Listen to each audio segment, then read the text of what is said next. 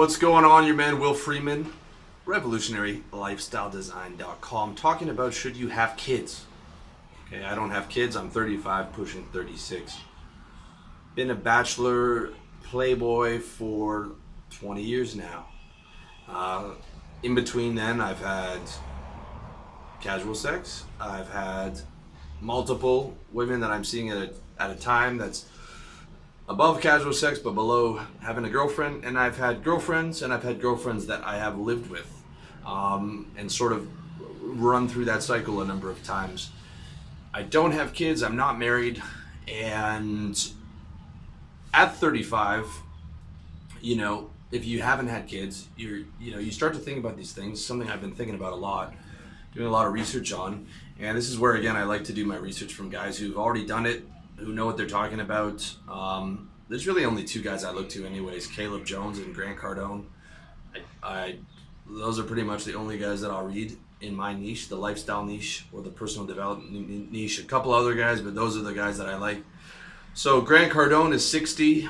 He's probably got 100 million in the bank. Had kids at 51, had kids really late after he made most of his fortune. He's pro-family and pro-commitment, but he went through, he was a player until he was my age. I think he settled down with his girl, but they didn't have kids till quite late.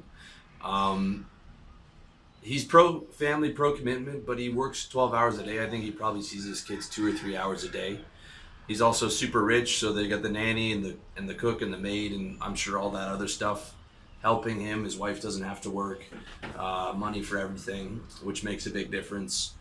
But he says, his kids and his wife don't fill him up. They're not enough. He lives number one for his dreams, and then his family. His mission and his dreams come before his family, and then the kids. That's his take on it. Caleb Jones from blackdragonblog.com. Don't let that name fool you. I don't know where he got that name from, but he's got some great information on having kids. He also had kids. He had them. He's 45 now. He had them early. He had them young when he was, I think, 25. And does not recommend having kids. And I highly recommend you check out his article on should you have kids or not. I've got a link to it in the YouTube comments, as well as on the article for this video, because he's speaking in terms of happiness, that having kids makes you less happy, okay? Forget about, we're not talking about society, this, I'm not about changing the world, okay? This is about your personal happiness. I know we live in a society, and everyone's upset and everyone's trying to figure out how we should change the world, but none of that matters because you don't have the power, okay? That's the reality. The reality is I want to make you happier. I want to show you how to be happier. So this is just kids from the perspective of happiness, and Caleb Jones makes 6 points on this. So on should you have kids and why he thinks that you shouldn't. This is coming from someone who has kids and who loves his own kids very much, okay? This is what I see with a lot of parents. They love their kids to death, but the actual lifestyle of a parent seems to make people less happy. So first one is, he says, parenting makes you less happy. He links to a couple studies, which you can see in the article, as well as his own experience. Loves his kids more than anything, but from a lifestyle perspective, he said his happiness increased after his divorce, as well as after his final kid moved out, and it was a big increase. And having the kids, the stress, the not sleeping, all the other factors actually lowers your happiness, not being able to live for yourself. Number 2, children. And again, these are the points that he makes, okay? Children are expensive as hell, I agree.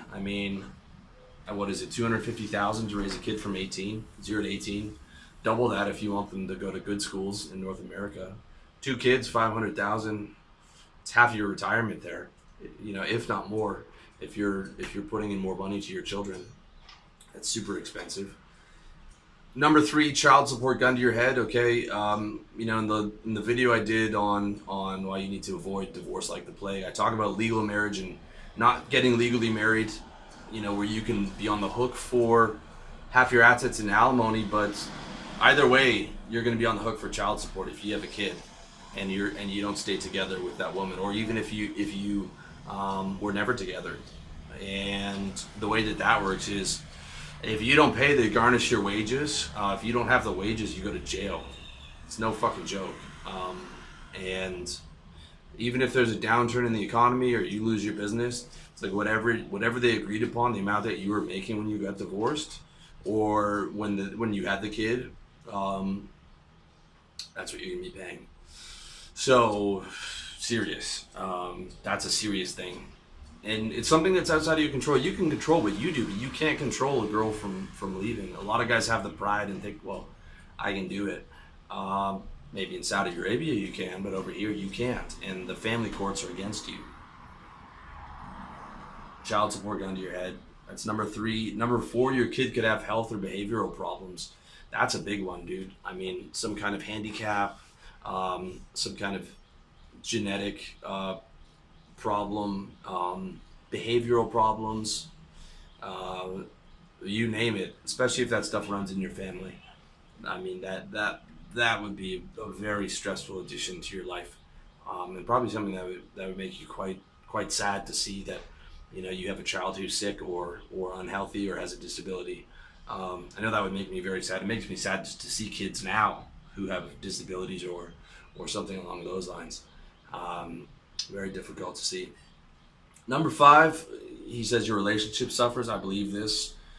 He points out that the two biggest fights for most couples are about money and about the way that they should parent the child. I believe that. And you also have the stress of dealing with kids. You have lack of free time. Both people are tired. Like if you can't afford to pay for your wife not to work, then you got two exhausted people coming home from work.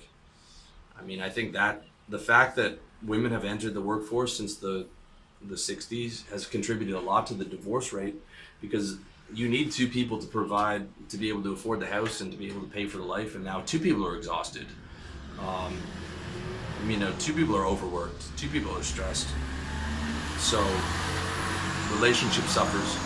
Number six point he makes is you're the second priority behind your kids. I agree with this as well, where after you get married, your wife loves the kids more than you. The kids are more of the priority to her life than you are. I think that's genetic. I think that's built into the mothering instinct to help the species survive. But you as the husband is there in the background now, paying for stuff. I don't think in all cases. I think in many I see. Um, so that's something to think about.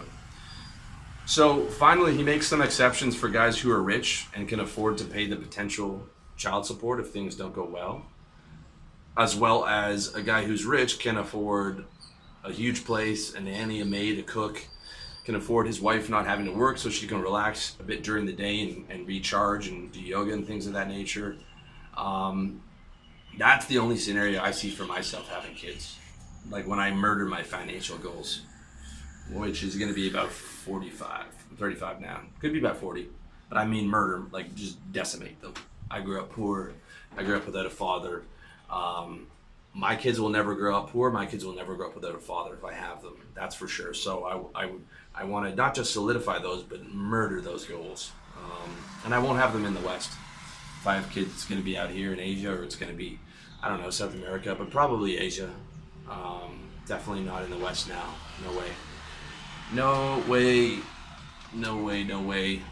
With the child, the way that the courts are structured for you, and just the way that the kids are raised over there, not good.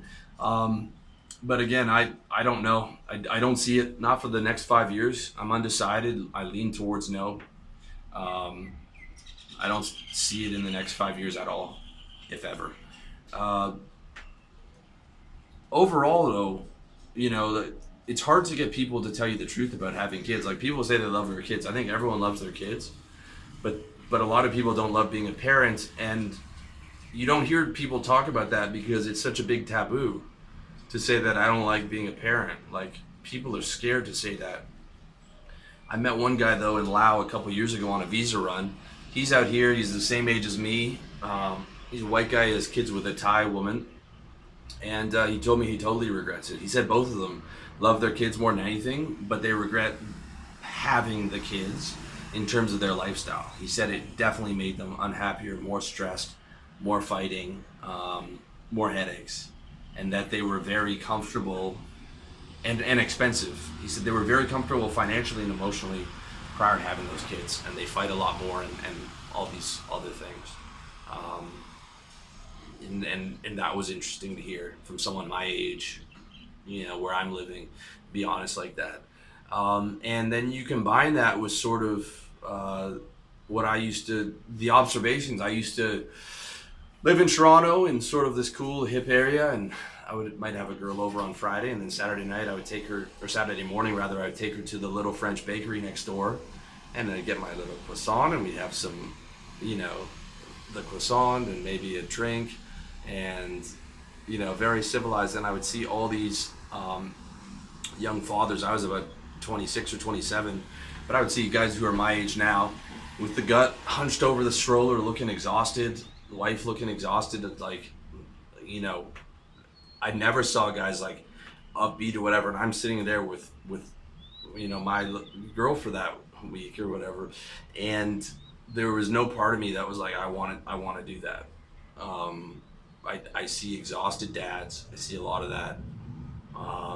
And then you combine that with the divorce rates. Okay, I did the video on marriage. I did the video on why you have to avoid divorce like the plague, and you can't get legally married anymore because it's too big of a risk.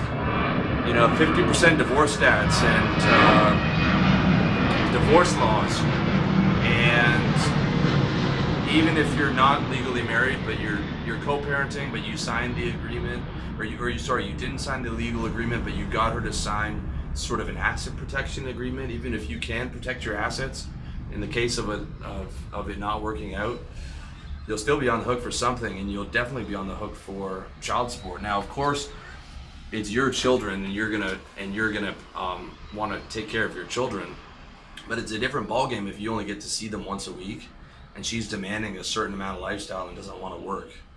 So, like, you end up indirectly funding her lifestyle. Again, you don't have choice over that, which is a really bad thing, really dangerous thing for you and for your happiness. So as I've got older, though, my subconscious has been telling me to get girls. Like, the subconscious part of me has become conscious. So if I'm having sex with a girl, it's telling me to get her pregnant, like my genetics is. And it's telling me stupid things like, it'll be so cute, your legacy, it's your purpose on this planet. Okay, that's my biological, like, animal hindbrain, reptilian hindbrain.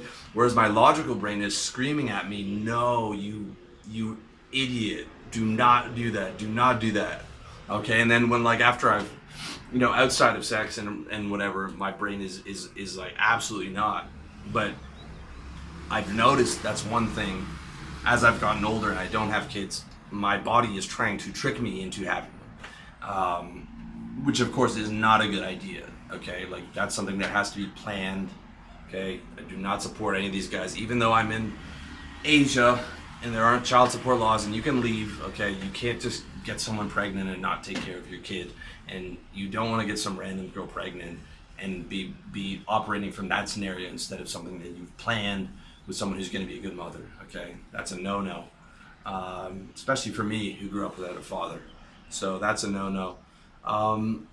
And when I look at things logically, it's like, I got free, I got out, my business is going well, things are going up. I mean, I got everything together, I've saved money. Dude, like, I'm flowing more than I've been, and I can't even remember the last time things have been rolling like this. And I only see things going up for me, man. God willing, and thanks to you guys, hopefully, just continue to go up. So I'm big time undecided, leaning towards no for sure in the next 5 years. Very possibly for life. I don't want to say never, though. Okay, I'm not one of these guys who's like, everything's black and white and it's like, I'm never going to do that, and then 5 years later he does it and he tells you, like, oh, this was the exception, or like, well, I was in, you guys are immature. I always leave things a little bit open. So I'm saying no for now. I'm saying probably not in the next 5 years. I'm saying those reasons make sense to me for now. You guys have asked me what I think about having kids and family, but I don't have them, so it's not something I can speak from experience, but I can speak from, like, what my plan is like. If you have kids, or someone who does, you have ideas on this, please let me know in the comments section. Please let me know if those 6 reasons make sense to you, and if they apply to your situation or what you're thinking about in terms of having kids in the future. I'd be really interested to know. So this is basically just an outline of my plan, and sort of my ideas on it, and hopefully it's been useful to you. So thank you so much for your time. I wish you all the best in your personal development journey.